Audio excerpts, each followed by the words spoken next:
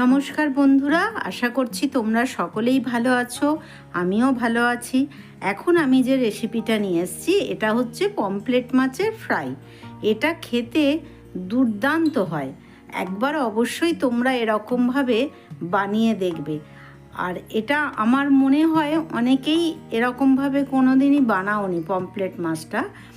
তো এইভাবে একদিন বানাবে, খেতে খুবই ভালো হয়। এটা ভাতের সাথে যতটা ভালো লাগে, আবার এটা সন্ধ্যে স্ন্যাক্স হিসেবেও খেতে খুবই ভালো লাগে। তোমাদের আমি পুরো রেসিপিটা দিলাম। রেসিপিটা দেখে যদি তোমাদের ভালো লেগে থাকে, লাইক শেয়ার কমেন্ট করতে ভুলো না।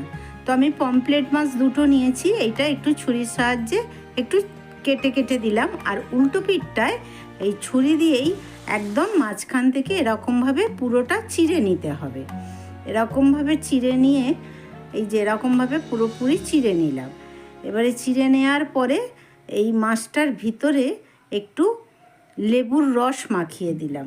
মানে এতে যদি মাছটা একটা গন্ধ থাকে তো পমফ্রেট মাছের এই গন্ধটা পুরো কেটে যাবে, তাই একটু লেবুর রস মাখিয়ে রেখে দিলাম। এরপরেও ওতে একটু কাশ্মীরি লঙ্কার গুঁড়ো আর নুন ওর ভিতরে যে চেরাগুলো চিড়ে দিয়েছিলাম ওই চেরার ভিতরে দিয়ে ভালো করে মাখিয়ে নিলাম।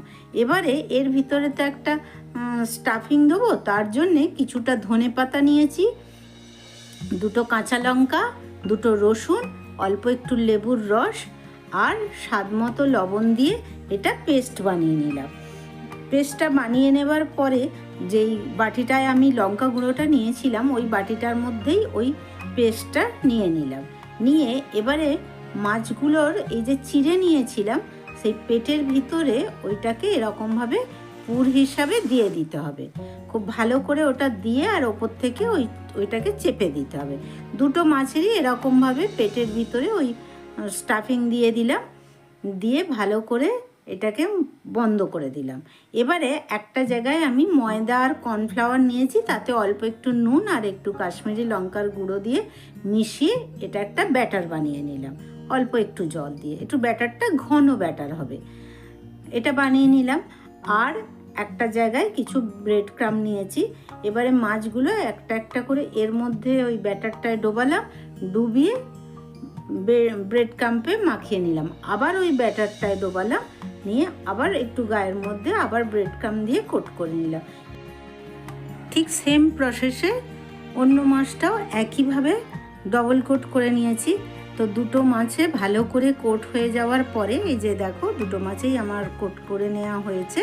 এবারে আমি গ্যাস জেলে কড়া বসিয়েছি, তাতে বেশ খানিকটা তেল দিয়েছি। আমি সর্ষের তেল আর সাদা তেল মিশিয়েই দিয়েছি, তবে সর্ষের তেলটা বেশি দিয়েছি।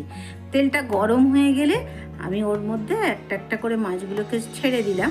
আর তেলটা খুব গরম হয়ে যাওয়ার পরে গ্যাসটাকে একদম সিমে করে দিলাম, দিয়ে মাছটাকে খুব ভালো করে এপিট ওপিট করে লাল লাল করে ভেজে নিতে হবে। আমার একটা সাইড হয়ে গেলে আমি ওটাকে আবার উল্টে দিলাম, দিয়ে আর একটা সাইডও ভালো করে লাল করে ভেজে নিলাম।